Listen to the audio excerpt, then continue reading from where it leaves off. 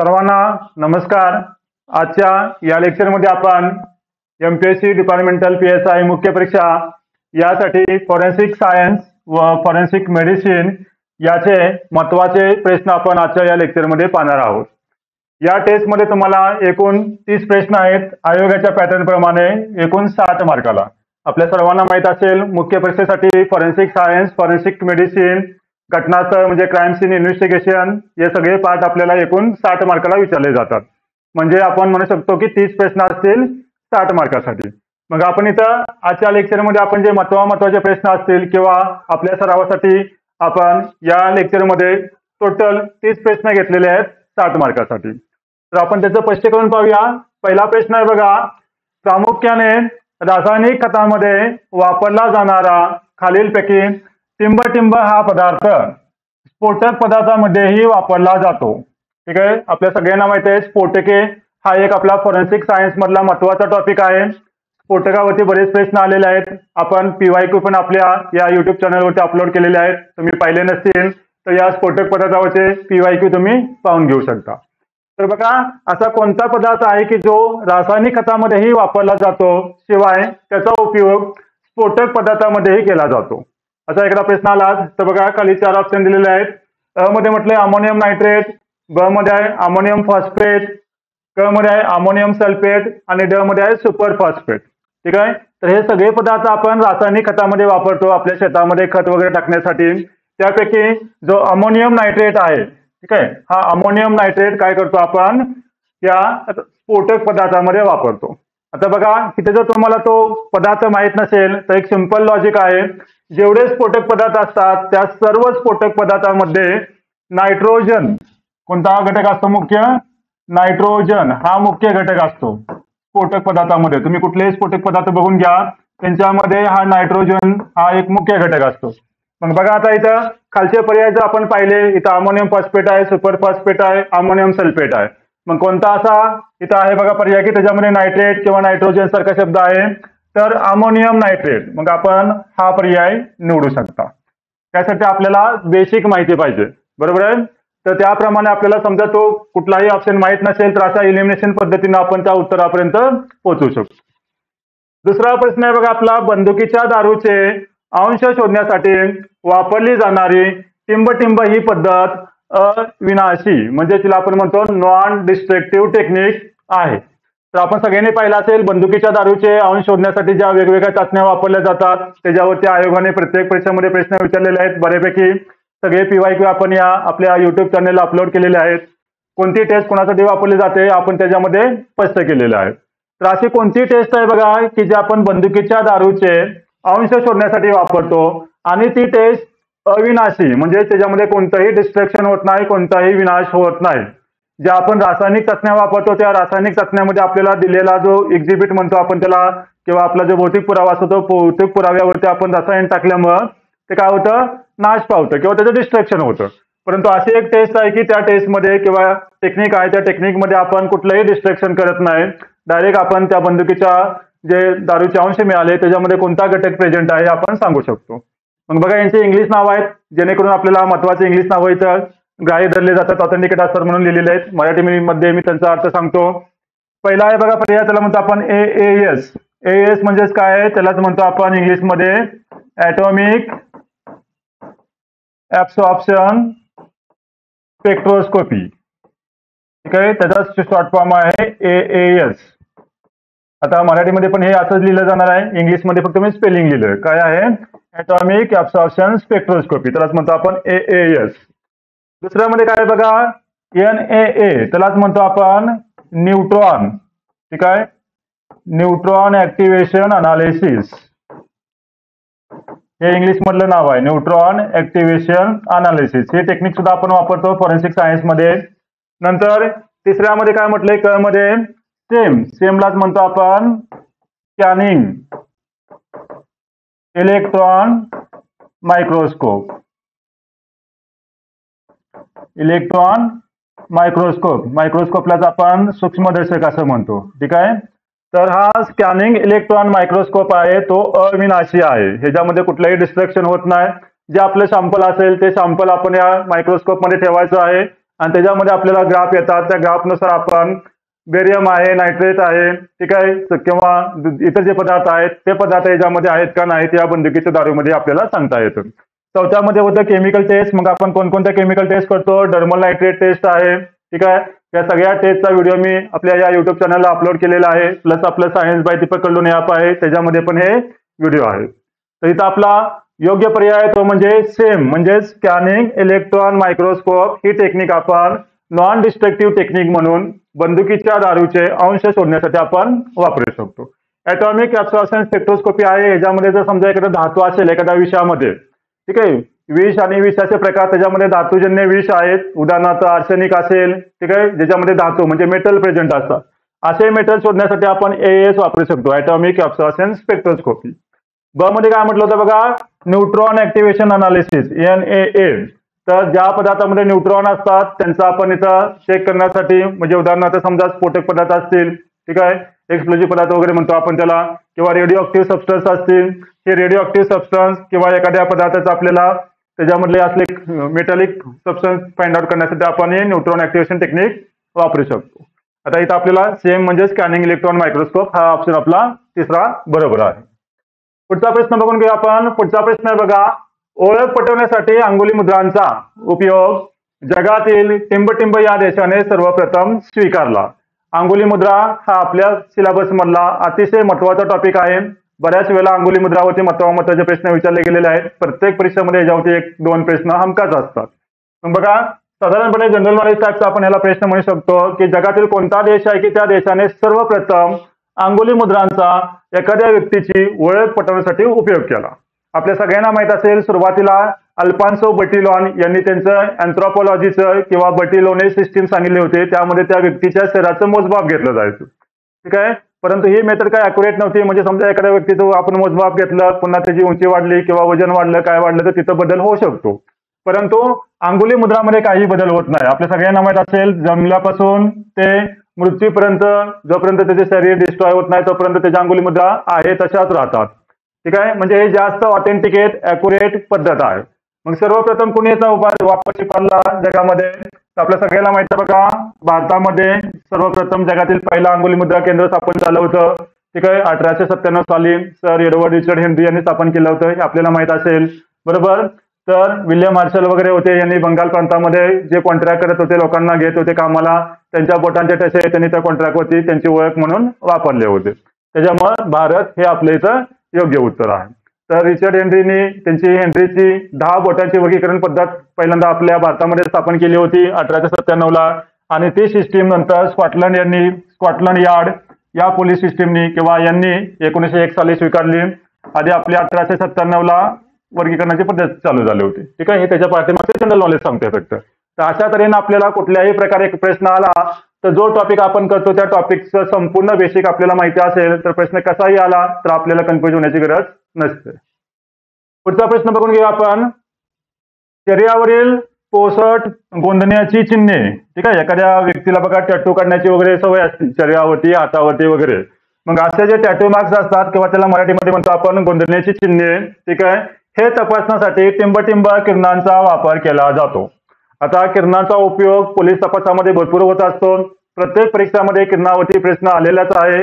यावरती आपण PYQ सुद्धा आपल्या या सायन्स बाय दीपक कल्लोने युट्यूब चॅनलवरती टाकलेले आहेत. तुम्ही पाहिल्या नसेल तर पाहून घ्या, किंवा हे ॲप आहे आपलं, त्या ॲपमध्ये सुद्धा हे व्हिडिओ तुम्हाला मिळून जातील.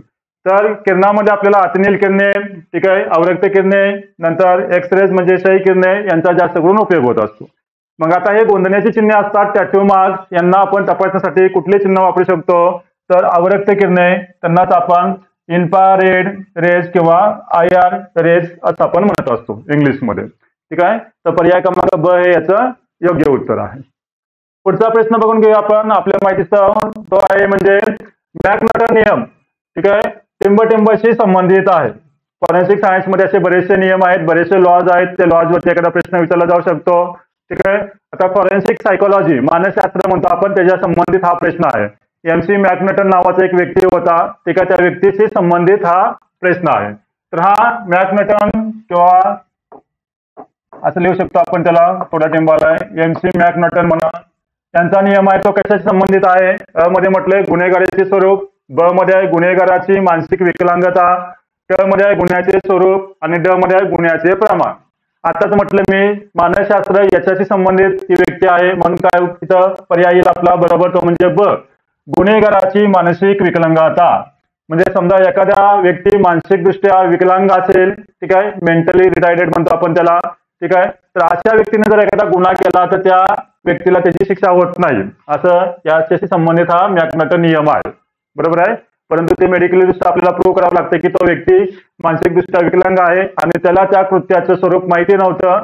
त्याच्यामुळे हे सगळं प्रूव्ह झाल्यानंतरच ही पुढची कार्यवाही केली जाते. बरोबर आहे. आता इथं फक्त एवढं लक्षात ठेवा, मॅकनॉटन नियम हा आपला गुन्हेगाराची मानसिक विकलांगता याच्याशी संबंधित आहे. पुढचा प्रश्न बघून घ्या. 6वा प्रश्न आहे आपला, अंगुली मुद्रावरती आपण म्हणू शकतो किंवा जे आपल्या लॅटेस्ट टेक्निक आहेत अन्य आधुनिक साधनांच्या विशेष अभ्यासासह, असं आपल्या सिलेबस मध्ये म्हटलेलं आहे बघा.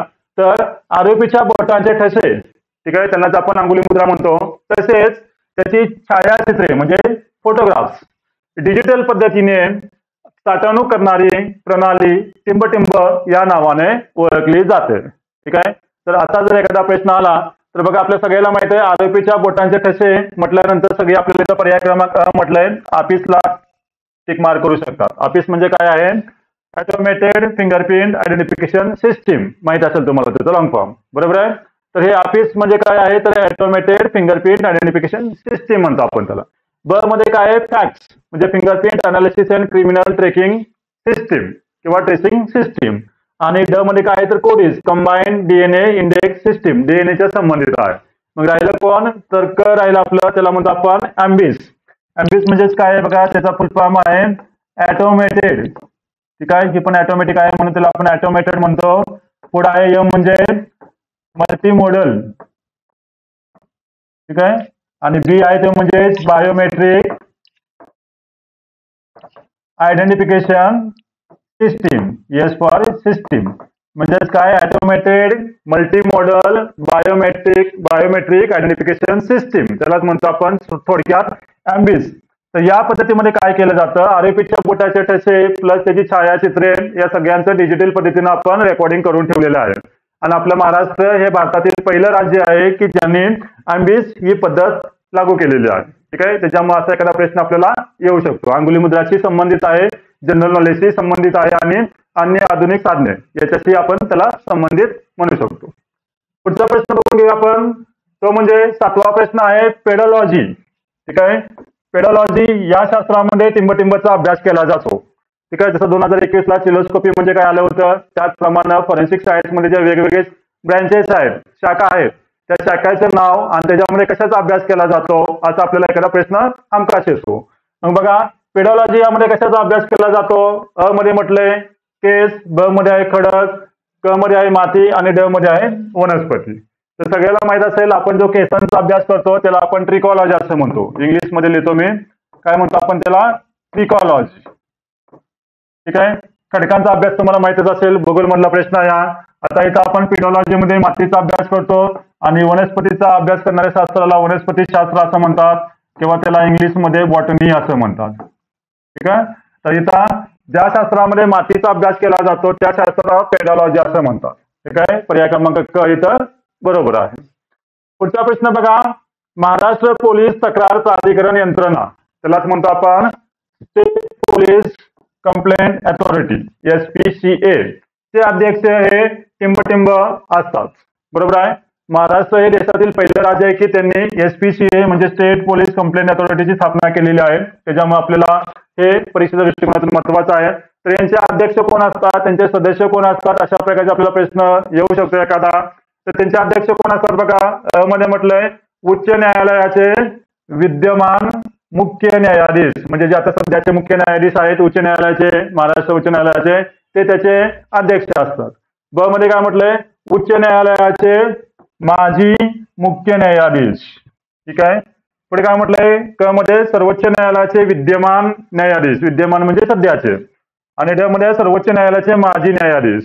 ठीक आहे. तर असे आपल्याला एकसारखे वाटणारे तिथं पर्यायमध्ये किंवा ऑप्शन तिथं असतात. तर यांचे अध्यक्ष कोण असतात? जे उच्च न्यायालयाचे मुख्य न्यायाधीश असतात आणि ते निवृत्त झालेले असतात, माजी असतात, ते त्यांचे अध्यक्ष असतात. त्याच्यामुळे पर्याय क्रमांक ब इथं बरोबर आहे. पुढचा प्रश्न बघून घेऊया आपण, तो म्हणजे 9वा प्रश्न आहे बघा. RSID चाचणी टिंबटिंबच्या शोधासाठी वापरली जाते. आता बऱ्याच चाचण्यावरती आपल्याला प्रश्न विचारले जातात, कोणकोणत्या चाचण्या केल्या जातात फॉरेन्सिक सायन्स लॅबोरेटरीमध्ये. त्या सर्व चाचण्यांचा व्हिडिओ आपण आपल्या या युट्यूब चॅनलवरती फ्रीवरती टाकलेला आहे, तुम्ही बघून घ्या जर पाहिला नसेल तर. चाचण्यावरती बऱ्याच परीक्षेमध्ये हमखास एक प्रश्न विचारलेला आहे. ठीक आहे, मग आता ही RSID चाचणी त्या व्हिडिओमध्ये नाही, त्यामुळे आपण इकडे ती प्रश्नामध्ये घेतलेली आहे. ठीक आहे, असे सगळे जे आपल्याला फ्री व्हिडिओमध्ये नाही त्याचे आपल्याकडे पूर्ण डिपार्टमेंटल PSI ची मुख्य परीक्षेसाठी आपल्याकडे बॅच अवेलेबल आहे.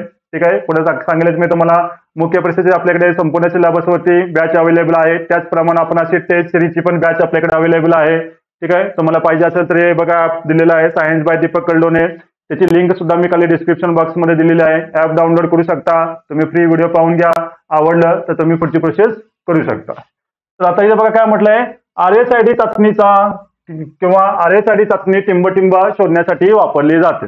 आता RSID हेच काय माहिती आहे आपल्याला माहिती नसेल तर ते कशासाठी वापरली जाते हे आपल्याला फक्त ढगात गोळी मारावं लागेल. ठीक आहे, तर RSID म्हणजे काय बघा, याचा फुल फॉर्म काय आहे. R म्हणजे रॅपिड, S म्हणजे स्टेन आयडेंटिफिकेशन, ID म्हणजे काय, आयडेंटिफिकेशन, हा त्याचा इंग्लिश मधला फुल फॉर्म आहे. जर आपल्याला फुल फॉर्मच माहित नसेल तर खाली कशासाठी वापरली जाते आपल्याला सांगता येणार नाही. मग बघा, रॅपिड स्टेन आयडेंटिफिकेशन टेस्ट असं हिला म्हटलं जातं. त्यालाच मराठीमध्ये म्हणतो आपण चाचणी, RSID चाचणी. कशासाठी वापरली जाते, तर जी लाळ आहे, लाळ सलायवा, ठीक आहे म्हणतो आपण, यासाठी ही चाचणी वापरली जाते. मग रक्तासाठी कुठल्या चाचण्या असतात, युरियासाठी कुठल्या चाचण्या आहेत, मूत्रासाठी कुठल्या चाचण्या आहेत, या सर्व चाचण्यांचा व्हिडिओ आपण या चॅनलवरती अपलोड केलेला आहे. पहिला नसेल तर तुम्ही तो व्हिडिओ पाहून घेऊ शकता. पुढचा प्रश्न आहे बघा आपला 10वा प्रश्न आहे, तो म्हणजे विट्रिओलेज. ठीक आहे, ही एक संज्ञा आहे. विट्रिओलेज ही संज्ञा टिंबटिंबची संबंधित आहे. बरोबर आहे, हा फॉरेन्सिक सायन्सचे संबंधितच प्रश्न आहे. त्याच्यामुळे असे एखादे नवीन प्रश्न विचारू शकतात, कारण कसं आहे आता कॉम्पिटिशन वाढल्यामुळे आयोगाच्या प्रश्नांचा दर्जा पण आपला वाढलेला असेल असं आपण समजू शकतो, ग्राह्य धरू शकतो. त्यामुळे आपल्याला जास्तीत जास्त असल्या प्रश्नांचा सराव होण्यासाठी आपण 1050 PYQ ची बॅच सुद्धा लॉन्च केलेली आहे. 350 PYQ फ्री मध्ये आहेत, 1050 PYQ आपण पेड मध्ये ठेवलेले आहेत. तोही आपल्याला त्याची बॅच आपल्याला ह्या ॲपवरती मिळू शकते. ठीक आहे, तर बघा ही विट्रिओलेज ही संज्ञा टिंबटिंबची संबंधित आहे. तर खाली बघा पर्यायामध्ये काय म्हटलेलं आहे, अवैधरित्या मद्य विक्री, दारूची विक्री करणे बेकायदेशीररित्या, किंवा बेकायदेशीररित्या ऍसिडची विक्री करणे, किंवा ऍसिड एखाद्या व्यक्तीच्या अंगावरती फेकणे, आणि ड आहे विष प्राशन. तर ही जी विट्रिओलेज संज्ञा आहे ती म्हणजेच काय, जे आपलं ऍसिड आहे, ऍसिड, ठीक आहे, ऍसिड फेकले जातं एखाद्या व्यक्तीच्या अंगावरती, चेहऱ्यावरती, अंगावरती. तर ऍसिड फेकण्याची जी क्रिया आहे त्या क्रियेला विट्रिओलेज असं म्हटलं जातं. ठीक आहे, पर्याय क्रमांक क इथं बरोबर आहे. पुढचा प्रश्न आहे बघा, घटनास्थळ नोंद, त्यालाच म्हणतो आपण क्राईम सीन रेकॉर्डिंग. आपल्या सिलेबसमध्ये बघा घटनास्थळाच्या निरीक्षणाच्या पद्धती वगैरे आहेत सिलेबसमध्ये, त्याच्यामुळे घटनास्थळाशी संबंधित आपल्याला एखादा प्रश्न येऊ शकतो. तर घटनास्थळाची नोंद करतो आपण. घटनास्थळी गेल्यानंतर जो आपला पहिला तपास अधिकारी असतो त्यांचं काम असतं की त्या घटनास्थळाला प्रोटेक्शन करणं आणि त्याचं तपास करत असताना त्याची नोंद करून ठेवणं. तर असं क्राईम सीन रेकॉर्डिंग करताना, घटनास्थळाची नोंद करताना खालील बाबी त्यामध्ये मोडतात, किंवा खालीलपैकी कोणकोणत्या गोष्टी त्याच्यामध्ये समाविष्ट असतात. तर घटनास्थळाची नोंद करताना काय करायचं, आपल्याला छायाचित्रण घ्यायचं का, फोटोग्राफी आपण करतो. आपल्या सगळ्याला माहित असतात फोटोग्राफ भारतीय पुरावा कायदा कलम 9 प्रमाणे न्यायालयामध्ये ग्राह्य धरले जातात. त्यामुळे आपण क्राईम सीन प्रोटेक्शन केल्यानंतर त्या क्राईम सीनची किंवा घटनास्थळाची आपण फोटोग्राफी करतो, छायाचित्रण करतो. पुढे काय आहे, नकाशा म्हणजे स्केचिंग. मग वेगवेगळ्या नकाशा काढण्याच्या पद्धती आहेत, स्केचिंगच्या पद्धती आहेत. नंतर नोंद, आणि आपण त्याच्यात काय करतो, नोट्स लिहित असतो की घटनास्थळी काय मिळालं, काय दिसलं, काय नाही, ती सगळ्यांची आपण नोंद घेतो. त्यामुळे वरीलपैकी सर्व या गोष्टी या घटनास्थळाची नोंद करण्यासाठी आपण वापरू शकतो, किंवा त्याच्यामध्ये ह्या सर्व गोष्टी मोडत असतो. ठीक आहे, नेक्स्ट प्रश्न बघून घेऊ आपण. पुढचा प्रश्न आहे तो म्हणजे वादग्रस्त दस्तऐवजाचे वय ठरवण्यासाठी, ठीक आहे, क्वेश्चन डॉक्युमेंट आपण म्हणतो त्याला. ठीक आहे, इंग्लिशमध्ये याला क्वेश्चन डॉक्युमेंट म्हटलं जातं, मराठीमध्ये म्हणतो आपण वादग्रस्त दस्तऐवज. ठीक आहे, आता हा खूप रिसंट टॉपिक आहे वादग्रस्त दस्तऐवजामध्ये. म्हणजे समजा एखादं डॉक्युमेंट असेल तर ते डॉक्युमेंट कधी लिहिलेलं, ठीक आहे, कधी ते लिहिले गेलं असेल हे आपण त्याच्या वय ठरवण्यावरून सांगत असतो. मग काय म्हटलं इथं बघा, वादग्रस्त दस्तऐवजाचे वय ठरवण्यासाठी टिंबटिंब ही पद्धती सर्वोत्तम पद्धत ठरेल. ठीक आहे, आता इथं बघा काय म्हटलंय, सर्वोत्तम असं म्हटलेलं आहे. त्याच्यामुळे प्रश्न व्यवस्थित वाचायचा. खालील ज्या पद्धती दिलेल्या आहेत त्या सगळ्याच पद्धती आपण म्हणू शकतो त्या वादग्रस्त दस्तावेजाचं काय म्हणू शकतो वय ठरवण्यासाठी वापरल्या जाऊ शकतात. सर्वोत्तम म्हणजे काय, ते इतरांपेक्षा सुपेरियर आहे, वरचढ आहे, ते जे आपल्याला रिझल्ट किंवा परिणाम चांगले असतात त्याच्यावरून आपण अॅक्युरेटली ते शोधू शकतो अशी शक्यता असेल म्हणून त्याला आपण सर्वोत्तम असं म्हटलंय. मग बघा अ मध्ये काय म्हटलंय, शाईचं परीक्षण करणं. नंतर ब मध्ये म्हटलंय वॉटरमार्कचं परीक्षण करणं. क मध्ये म्हटलंय कार्बन डेटिंग आणि ड मध्ये म्हटलंय हस्ताक्षर परीक्षण. ह्या चारही पद्धतीवरून आपण एखाद्या डॉक्युमेंटचं त्या दस्तावेजाचं आपण वय काढू शकतो, बरोबर आहे. परंतु बघा शाईचं परीक्षण करणं अॅक्युरेटलीपणे आपण तो शाई किंवा तो कागद कुठं आपण साठवून ठेवला, कुठल्या कंडिशनला ठेवला त्याच्यावरती ते डिपेंड असेल. त्याचप्रमाणे वॉटरमार्क म्हणजे समजा फॉर एक्झाम्पल आता इथं मी जिथं लिहिलंय डाउनलोड द ॲप, हे समजा आपलं एक वॉटरमार्क असू शकतं आपण म्हणू शकतो. तसं ते कागद तयार करत असताना त्याच्यामध्ये वॉटरमार्क इन्सर्ट केलं जातं, बरोबर. त्याच्यावरून आपण सांगू शकतो, पण समजा प्रत्येक कागदामध्ये वॉटरमार्क असेल असं नाहीच, आणि जर वॉटरमार्क असेल तर ते जुनं किंवा त्याचं रेकॉर्ड मिळणं पण मुश्किल असेल.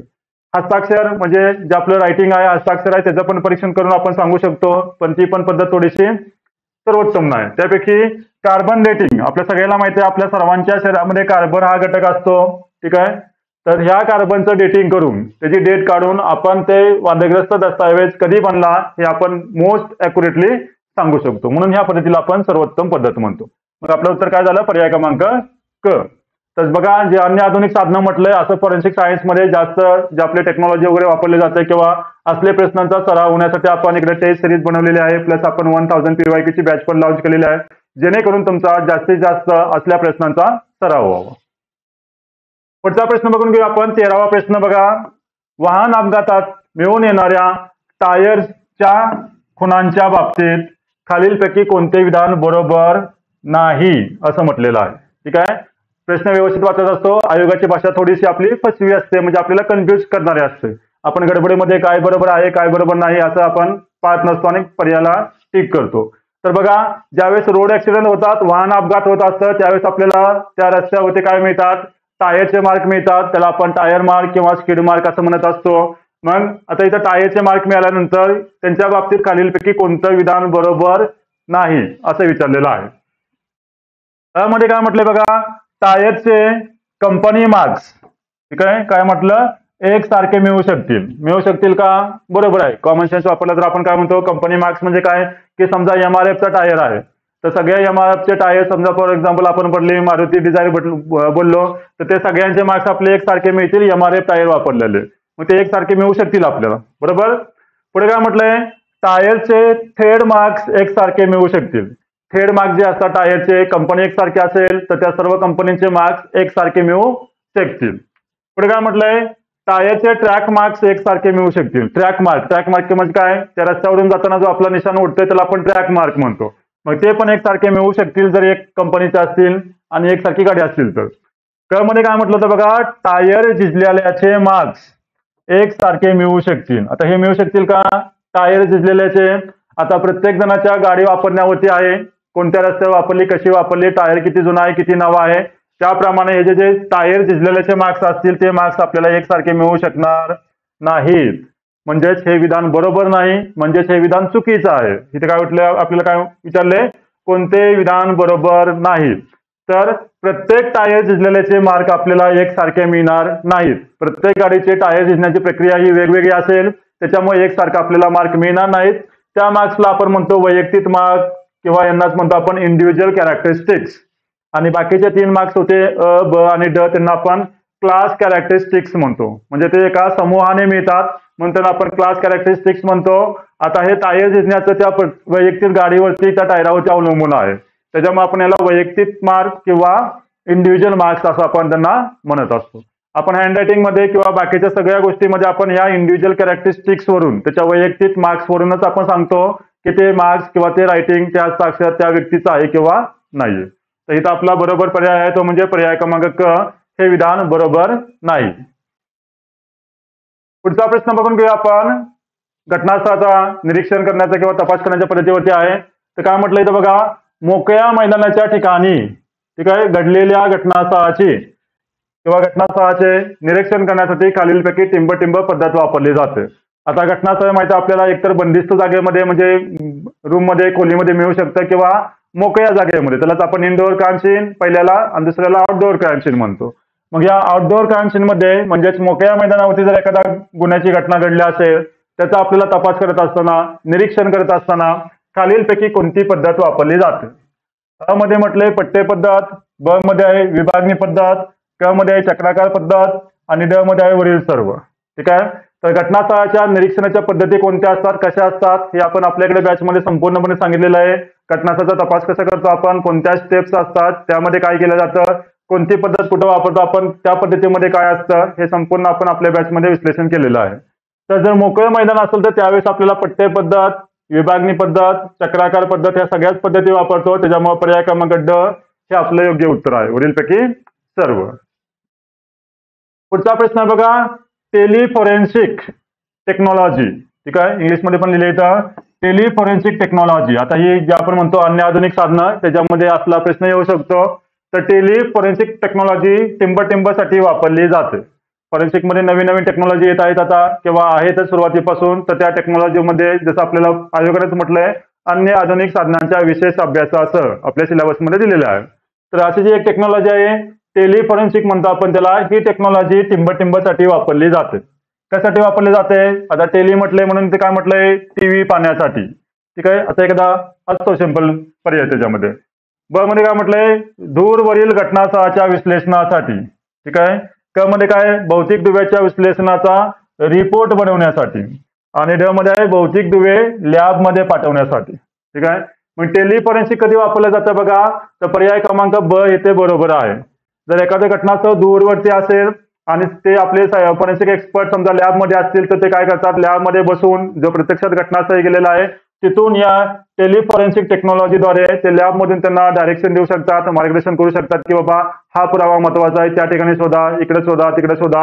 हे प्रत्यक्षात एका ठिकाणी बसून दूरवरच्या घटनास्थळाचं ते विश्लेषण करू शकतात, त्यांना मार्गदर्शन या टेक्नॉलॉजीद्वारे करू शकतात. त्यालाच म्हणतो आपण टेलिफोरेन्सिक टेक्नॉलॉजी. बरोबर. तर बघा, अशाच पद्धतीने आपल्याला नवनवीन प्रश्नांची जर आपल्याला असेल आवश्यकता आपला सराव करण्यासाठी, तर आपण अशा 10 टेस्ट सिरीज लॉन्च केलेल्या आहेत. यामध्ये प्रत्येकी 30 प्रश्न आयोगाच्या पॅटर्न प्रमाणे असतील. ठीक आहे. 60 मार्कासाठी forensic science, forensic medicine, crime scene, नंतर आपला जे पंचनामे म्हणतो, हा जो आपला संपूर्ण सिलेबस आहे, या संपूर्ण सिलेबसवरती आपण या टेस्ट लॉन्च केलेल्या आहेत. कुणी उत्सुक असाल तर इथं नंबर दिलेला आहे, इथं आपली ॲपची लिंक पण आहे खाली डिस्क्रिप्शन बॉक्समध्ये, तुम्ही तिथे जाऊन ते पाहू शकता. त्याचप्रमाणे आपण डिपार्टमेंटल PSI मुख्य परीक्षा यासाठी यापूर्वीच्या परीक्षेमध्ये, ठीक आहे, म्हणजे वेगवेगळ्या फॉरेन्सिक सायन्सच्या ज्या परीक्षा झाल्या होत्या, फॉरेन्सिक सायन्सचे जे प्रश्न होते इंग्लिश मधले, बऱ्याच लोकांच्या मागणीनुसार आपण हे इंग्लिश मधले प्रश्न जवळजवळ 1050 प्रश्न या बॅच मध्ये आहेत, आपल्यासाठी अवेलेबल करून दिलेले आहेत. प्रत्येक प्रश्न इंग्लिश मधला, त्याचं मराठी भाषांतर आणि खाली जे 4 पर्याय आहेत त्या 4ही पर्यायांचं विश्लेषण आपण मराठीमधून या बॅच मध्ये केलेलं आहे. त्याचप्रमाणे बघा, आपण फास्ट ट्रॅक बॅच पण लवकरच लॉन्च करत आहोत आणि त्याचप्रमाणे आपल्याकडे डिपार्टमेंटल PSI मुख्य परीक्षा यासाठी संपूर्ण कोर्स आपला फॉरेन्सिक सायन्स आणि फॉरेन्सिक मेडिसिनचा कोर्स यामध्ये आपण रेकॉर्ड करून ठेवलेला आहे. कोणी उत्सुक असाल तर आपण या ॲपची लिंक दिलेलीच आहे किंवा इथे नंबर आहे, या नंबरवरती तुम्ही संपर्क साधू शकता. बरोबर. तर बघा, याप्रमाणे आपण प्रश्न क्रमांक 1 ते 15 पाहिले, साधारणपणे फॉरेन्सिक सायन्सचे प्रश्न म्हणू शकतो. आता पुढचे जे प्रश्न असतील ते आपले जास्त करून फॉरेन्सिक मेडिसिनवाले प्रश्न असतील. तर पुढचा प्रश्न बघून घेऊ आपण, प्रश्न क्रमांक 16 वाला.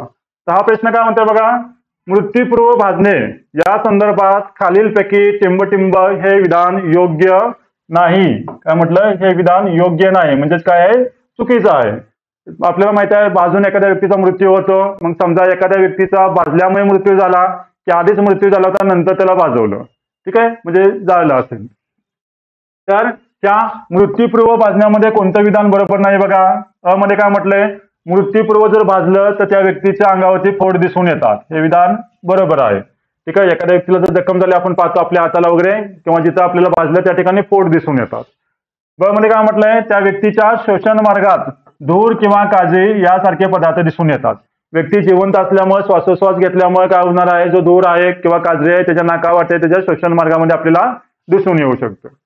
क मध्ये काय म्हटलंय, भाजल्याची जखम बरी होत नाही. ठीक आहे.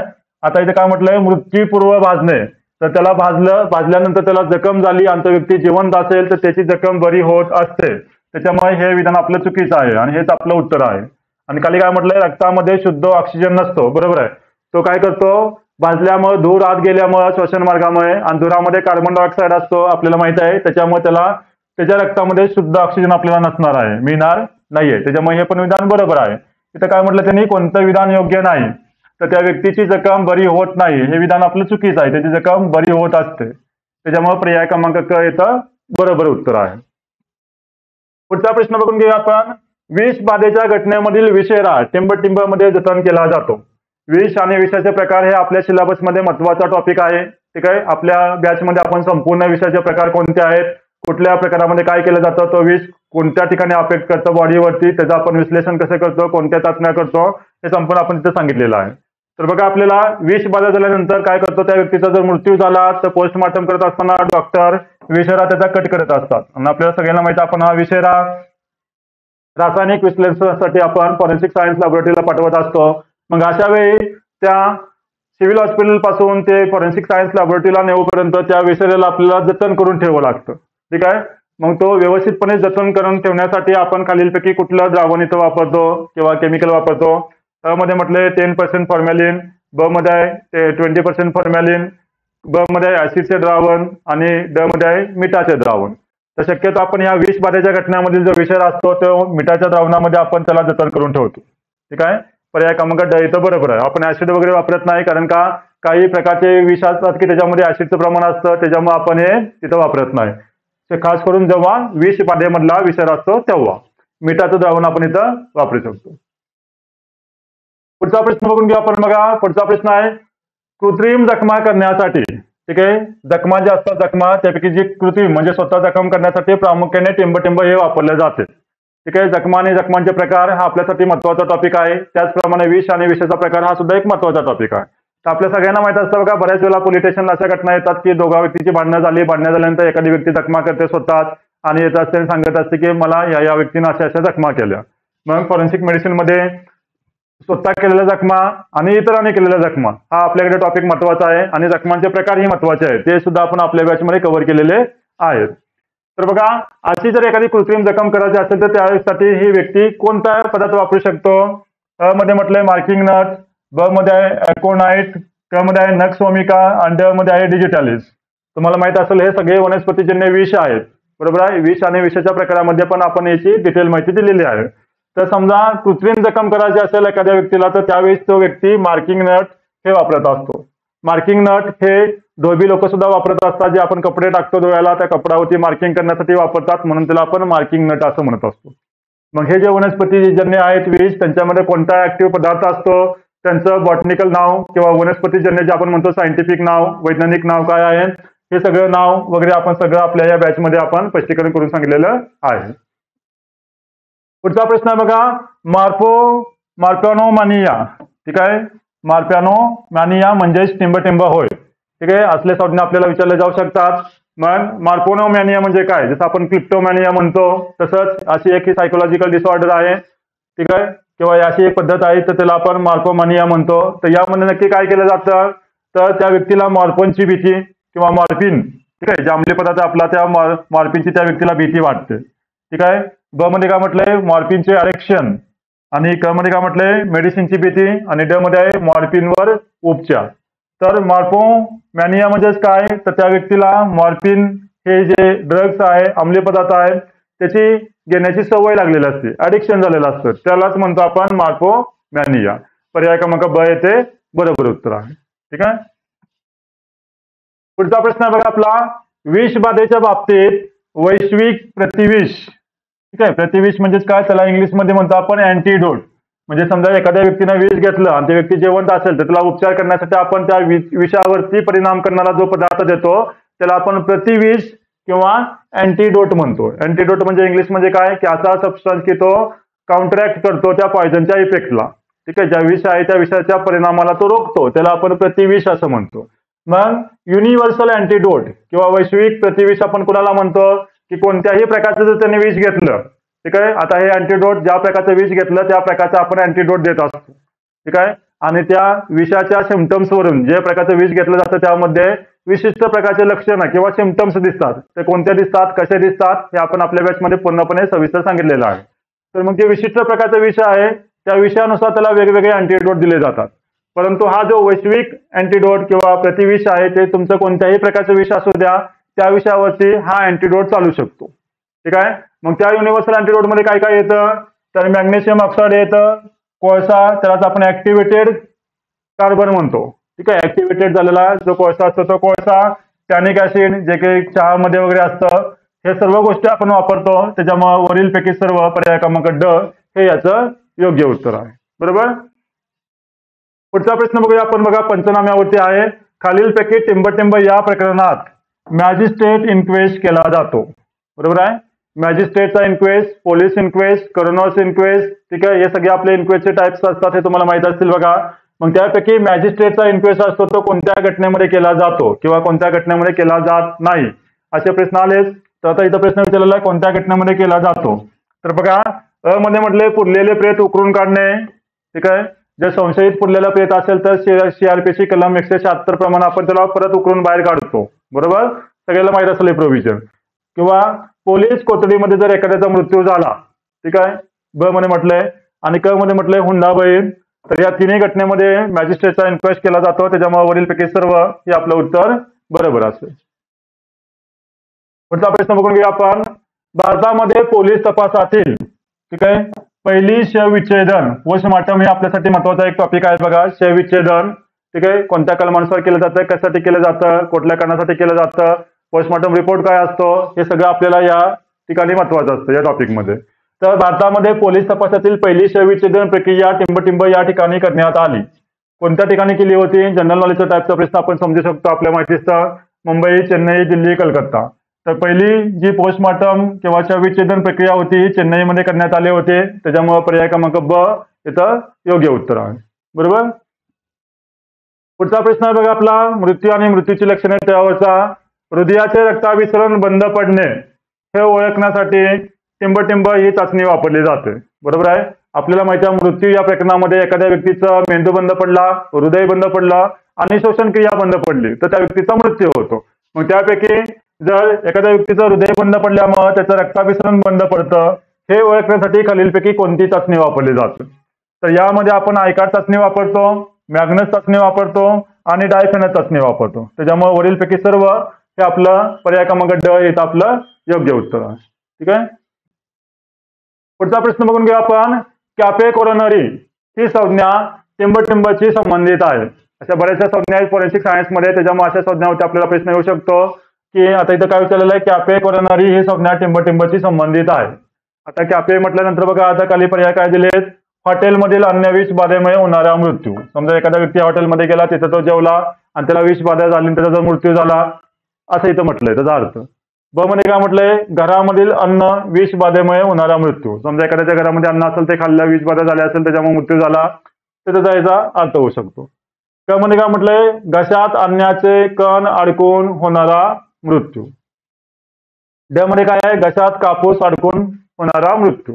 तर कॅपे कॉर्नर मध्ये काय होतं, घशामध्ये समजा एखाद्या अन्नाचे कण अडकले आणि त्याच्यामुळे त्याला श्वसनाला विरोध झाला, श्वसनाविरोधाने होणारा मृत्यू असतो, त्याचा हा प्रकार आहे.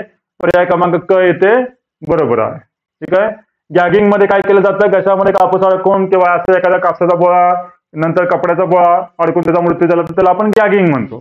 तर इथं कॅपे कोरोनरी विचारलेला आहे, त्याच्यामुळे पर्याय क्रमांक क बरोबर आहे. पुढचा प्रश्न बघा, 25वा तो म्हणजे मानवी केसामध्ये टिंबटिंब नावाचे प्रथिन असतं. ठीक आहे. केस हा एक आपल्यासाठी महत्वाचा भौतिक दुवा आहे किंवा पुरावा आहे आपण म्हणू शकतो. तर या मानवी केसामध्ये खालीलपैकी आपल्याला कोणतं प्रोटीन दिसून येतं, तर अ मध्ये म्हटलंय केशिन, ब मध्ये म्हटलंय मेलॅनिन, क मध्ये आहे केरॉटिन आणि ड मध्ये आहे वरीलपैकी सर्व. तर आता कोणतं प्रथिन कुठं असतं हे आपल्याला माहिती पाहिजे. केशिन हे जे प्रथिन आहे किंवा प्रोटीन म्हणतो आपण त्याला, केशिन आपल्याला दूध, ठीक आहे, दुधामध्ये आपल्याला हे दिसून येईल. मेलॅनिन हे काय प्रोटीन नाही, हे पिगमेंट आहे, पिगमेंट. ठीक आहे. हे पिगमेंट आहे आणि हे पिगमेंट केसामध्येच असतं. पण इथं आपल्याला काय विचारलेलं, प्रथिन विचारलेलं आहे, त्याच्यामुळे मेलॅनिन आपला ऑप्शन येणार नाही. तर केसामध्ये केरॅटिन नावाचं प्रोटीन असतं. कोणतं? पर्याय क्रमांक क येथे बरोबर आहे. त्याच्यामुळे वरीलपैकी सर्व इथं आलं असतं. जर हे प्रोटीन नसतं तिथं आपला हे उत्तर येणार नाही. वरीलपैकी सर्व केरॅटिन हे आपलं उत्तर बरोबर आहे, कारण प्रथिन विचारलेलं आहे. मेलॅनिन हे पिगमेंट्स आहे आणि केसिन हे दुधामध्ये असतं. ठीक आहे. पुढचा प्रश्न बघून घेऊ आपण. श्वान पथकातील बॉम्ब शोधक श्वानांना टिंब ही संज्ञा वापरली जाते. ठीक आहे. श्वान पथक आपल्यासाठी महत्वाचं आहे. डॉग स्क्वॉड म्हणतो आपण त्याला. गुन्ह्याचा तपास करण्यासाठी आपण त्यांचे उपयोग घेत असतो. ठीक आहे. मग त्यामध्ये जे वेगवेगळे श्वान असतात त्यापैकी जे श्वान बॉम्ब शोधण्यासाठी वापरले जातात, BDDHच्या बरोबर आपण डॉग स्क्वॉड नाही बोलवतो, बरोबर आहे. तर असले जे बॉम्ब शोधक श्वान असतात त्यांना एक संज्ञा असते डॉग स्क्वॉड मध्ये. तर काय म्हणतो आपण त्यांना? अ मध्ये म्हटले ट्रॅकर, ब मध्ये म्हटले बॉम्बर, क मध्ये आहे स्नीपर आणि ड मध्ये आहे नार्कोटिक्स. ठीक आहे. तर बघा बॉम्बर आणि स्नीपर, आता इथं बॉम्बर असल्यामुळे तुम्हाला ब पर्याय बरोबर वाटेल, परंतु हा फक्त फसवण्यासाठी पर्याय असले देतात कधी कधी. तर जे स्नीपर म्हणतो आपण त्यांना, ठीक आहे, बॉम्ब शोधक असतात ते स्नीपर असतात. नार्कोटिक्स अंमली पदार्थ शोधण्यासाठी वापरतात आणि ट्रॅकर एखाद्या व्यक्तीचा माग काढण्यासाठी वापरले जातात. ट्रॅकर त्यांच्या नावामध्येच आहे ते, बरोबर. पुढचा प्रश्न बघून घेऊ आपण. पुढचा प्रश्न आहे तो म्हणजे बुडून मृत्यू प्रकरणात सर्वसामान्यपणे आढळून येणाऱ्या डायटम्स. ठीक आहे. सगळ्याला माहिती आहे बघा, ज्यावेळेस एखाद्या व्यक्तीचा बुडून मृत्यू होतो त्यावेळेस आपण डायटम्स ही संज्ञा तिथं आपल्याला संबंधित असतो. तर अशा डायटमचा अभ्यास करणाऱ्या शास्त्राला टिंब असं म्हणतात, किंवा डायटमचा अभ्यास हा टिंब या शास्त्रामध्ये केला जातो. पर्याय काय आहेत बघा. अ मध्ये म्हटलंय एरोलॉजी, ब मध्ये आहे एंटॉमॉलॉजी, क मध्ये आहे लिम्नॉलॉजी आणि ड मध्ये आहे ऑन्कॉलॉजी किंवा ऑनिकॉलॉजी. पर्याय कसा उच्चार कसाही करा, ते स्पेलिंग इथे दिलेलं आहे, इंग्लिश मधले स्पेलिंग महत्वाचे आहे. मग बघा, ज्या शास्त्रामध्ये डायटमचा अभ्यास केला जातो, ठीक आहे, डायटम्स हे एक पेशीय सजीव असतात, पाण्यामध्ये दिसून येतात. पाण्यात बुडून जर मृत्यू झाला आणि ती व्यक्ती जिवंतपणे पाण्यात पडलेली असेल तर अशा व्यक्तीच्या शरीरामध्ये आपल्याला हे डायटम्स मिळतात. तर बुडून मृत्यू प्रकरणामध्ये आपण हे संपूर्णपणे डिटेलमध्ये सांगितलेलं आहे. डायटम्स म्हणजे काय असतात, ठीक आहे, बुडून मृत्यू काय असतो, कोणते चिन्ह दिसतात, मृत्यूपूर्व तो पाण्यात बुडून मृत्यू पावला म्हणजे पाण्यात बुडण्याच्या वेळी तो जिवंत होता की आधी तो मरण पावला नंतर त्याला पाण्यात फेकलं गेलं, याचा मधला फरक काय असतो, या सगळ्या गोष्टी आपण या टॉपिक मध्ये कव्हर केलेल्या आहेत. डायटम्सचा अभ्यास करतो आपण लिम्नॉलॉजी या शास्त्रामध्ये. ठीक आहे. Study of diatoms is known as limnology. Aerology मध्ये एअरपिंट असतात. एंटॉमॉलॉजी मध्ये आपण एंटोमो म्हणजे कीटक, ठीक आहे, याला आपण कीटक शास्त्र म्हणतो. ज्या शास्त्रामध्ये आपण कीटकांचा अभ्यास करतो त्याला आपण एंटॉमॉलॉजी असं म्हणतो. ठीक आहे. मृत्यूनंतर आपल्याला माहिती आहे मृत्यूनंतरची जी वेळ असते ती वेळ काढण्यासाठी आपण या कीटकांचा उपयोग करतो. फॉरेन्सिक एंटॉमॉलॉजी आपण तिथं पाहतो. अनिकोलॉजी म्हणजे जे आपले पाय किंवा हात असतात त्याच्या बोटांची जे नखे असतात या नख्यांचा अभ्यास या शास्त्रामध्ये केला जातो, त्याला आपण ऑनिकोलॉजी म्हणतो. ठीक आहे. आता इथं डायटम्स विचारलेला आहे त्याच्यामुळे पर्याय क्रमांक क बरोबर आहे. पुढचा प्रश्न आहे खालीलपैकी कोणत्या घटनेमध्ये काय म्हटलंय लैंगिक शोषणावरोध, त्यालाच म्हणतो आपण सेक्शुअल ऍस्पेक्सिया होऊ शकतो. ठीक आहे. ऍस्पेक्सिया म्हणजे शोषणारोधाने होणारे मृत्यू हा आपल्या फॉरेन्सिक मेडिसिन मधला अतिशय महत्वाचा टॉपिक आहे. मग त्याच्यामध्ये वेगवेगळे टाइप्स आहेत, कोणकोणते टाइप्स आहेत, कसे आहेत, कुठल्या प्रकारामध्ये काय होतं, कसा मृत्यू होतो, हे आपण आपल्या फॉरेन्सिक मेडिसिनच्या बॅचमध्ये किंवा आपली जी बॅच आहे मुख्यची फॉरेन्सिक सायन्स आणि मेडिसिन त्यामध्ये आपण सविस्तरपणे सांगितलेलं आहे. तर आता लैंगिक शोषणारोध कोणत्या घटनेमुळे होऊ शकतो. अ मध्ये काय म्हटलंय गॅगिंग. ठीक आहे. गॅगिंग म्हणजे काय बघा, जेव्हा एखाद्या व्यक्तीच्या तोंडामध्ये कापसाचा बोळा किंवा कपड्याचा बोळा घातला जातो त्याच्यामुळे त्याला गुदमरल्यासारखं होतं, श्वास घेता येत नाही, त्याला आपण गॅगिंग म्हणतो. ब मध्ये म्हटलंय चोकिंग. तर या चोकिंग या घटनेमध्ये आपल्याला हे इथे जे विचारलेल्या प्रश्नामध्ये लैंगिक शोषणारोध ह्या चोकिंग मध्ये होऊ शकतो. चोकिंग म्हणजे काय, असं एखादा तिथं गळ्यामधली जी नस वगैरे असते ती दाबली जाते त्याला आपण चोकिंग म्हणतो. तिसरा आहे लिंचिंग. लिंचिंग म्हणजे काय, जो एखादा जमाव असतो तो जमाव त्या व्यक्तीला मारून त्याला असं गळपास वगैरे लावतो त्याला आपण लिंचिंग असं म्हणतो. आणि बर्किंग हा सुद्धा आपला एक शोषणारोधाने होणारा मृत्यूचाही प्रकार आहे. ठीक आहे. त्याचा पर्याय क्रमांक ब योग्य उत्तर आहे. पुढचा प्रश्न आहे बघा विडमार्क फॉर्म्युला. ठीक आहे. विडमार्क फॉर्म्युला इंग्लिशमध्ये त्यांचं नाव असं आहे WIDMARK. विडमार्क फॉर्म्युला किंवा त्याला मराठीमध्ये आपण विडमार्कचे सूत्र असं म्हणतो. हे टिंबसाठी वापरले जातं. ठीक आहे. फॉरेन्सिक सायन्स मध्ये बरेचसे फॉर्म्युले सूत्र आहेत, ते सूत्र वापरून आपण ती गोष्ट आपण काढत असतो. तर आता हे विडमार्कचे सूत्र वापरून आपण काय करू शकतो असा प्रश्न विचारलेला आहे. तर विडमार्कच्या सूत्रानुसार आपण अ मध्ये म्हटलंय हवेतील नत्राचे स्थिरीकरणचं प्रमाण आपण काढू शकतो. अ मध्ये म्हटलंय. ब मध्ये काय म्हटलंय औषधातील अल्कोहोलचे प्रमाण काढण्यासाठी हे विडमार्कचं सूत्र वापरलं जातं. क मध्ये काय म्हटलंय रक्तातील. ठीक आहे. आता दोन्हीमध्ये साम्य काय डिफरन्स काय बघा, इथं वरती म्हटलंय औषधातील अल्कोहोलचे प्रमाण काढण्यासाठी, ब मध्ये म्हटलंय रक्तातील अल्कोहोलचे प्रमाण काढण्यासाठी आणि क मध्ये काय म्हटलंय ड मध्ये मूत्रातील अल्कोहोलचे प्रमाण काढण्यासाठी. तर जास्त करून ॲक्युरेटली आपल्याला इथं सांगता येईल रक्तातील अल्कोहोलचे प्रमाण काढण्यासाठी आपण हा विडमार्कचा फॉर्म्युला वापरत असतो. ठीक आहे. त्यासाठी पर्याय क्रमांक क इथं बरोबर आहे. औषधामधील अल्कोहोलचं प्रमाण काढण्याचं आपलं काम नाहीये. ठीक आहे. तर इथं क एखाद्या व्यक्तीने अल्कोहोल घेतल्यानंतर त्याच्या रक्तामध्ये किती अल्कोहोल होतं त्याचं प्रमाण आपण या विडमार्कच्या फॉर्म्युल्यानुसार आपण काढू शकतो. त्याच्यामुळे पर्याय क्रमांक क इथे बरोबर आहे. पुढचा प्रश्न आहे पोलीस तपासामध्ये वापरण्यात येणारी, ठीक आहे, आता महत्वाचा बघा आहे डीएनए फिंगरप्रिंटिंग चाचणी. डीएनए हा सुद्धा आपल्यासाठी अतिशय महत्वाचा टॉपिक आहे, कारण डीएनए वरून आपण एखाद्या संशयित व्यक्तीची 100% ओळख पटवू शकतो. त्यासाठी डीएनए वरती आपल्याला प्रश्न येत असतात परीक्षेमध्ये. तर या पोलीस तपासामध्ये वापरण्यात येणारी डीएनए फिंगरप्रिंटिंग टेस्ट किंवा डीएनए फिंगरप्रिंटिंग चाचणी सर्वप्रथम टिंबटिंब या देशात वापरण्यात आली. आता बेसिक प्रश्न, साधे सोपे प्रश्न बरेच विचारलेले आहेत, त्याच्यामुळे समजा अशा टाईपचे ॲडव्हान्स प्रश्न येऊ शकतात आपल्याला. ठीक आहे. त्यासाठी आपण अशाच प्रश्नांची आपल्या या जे 30 प्रश्न आहेत टेस्ट मधले, त्या टेस्ट मध्ये आपले सगळे असे ॲडव्हान्स टाईपचे आपण प्रश्न दिलेले आहेत, फॉरेन्सिक सायन्स, फॉरेन्सिक मेडिसिन वाले. बरोबर.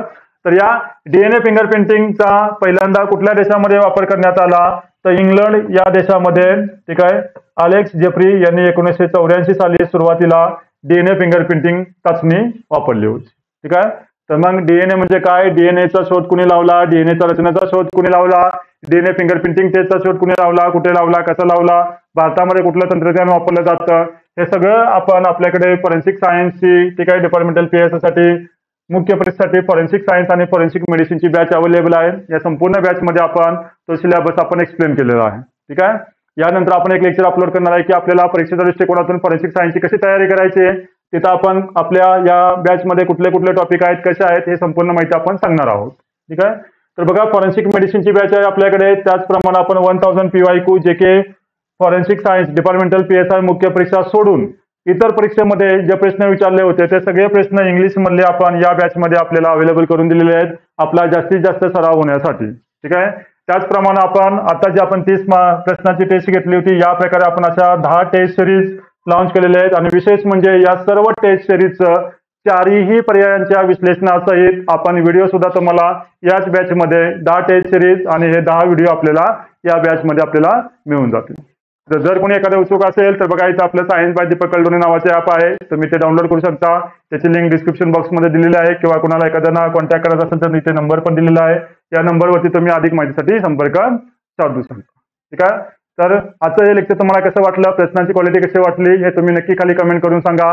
ठीक आहे. आणि आपला इतर कुठला टॉपिक अवघड असेल जात असेल तर त्या टॉपिकवरती सांगा नाव, आपण त्याच्यावरती व्हिडिओ बनवण्याचा प्रयत्न करू. किंवा जर आपला बराचसा अभ्यास झाला असेल तर तुम्हाला कुठल्याही पार्टवरती जर शंका काय हरकत असतील तर नक्की तुम्ही या फोनवरती कॉल करून विचारू शकता. तुमच्या शंकेचे समाधान करण्याचा आपण प्रयत्न करू. ठीक आहे. तर आजच्या लेक्चरला एवढंच आहे, इथंच थांबू आपण. सर्वांना थँक्यू, धन्यवाद.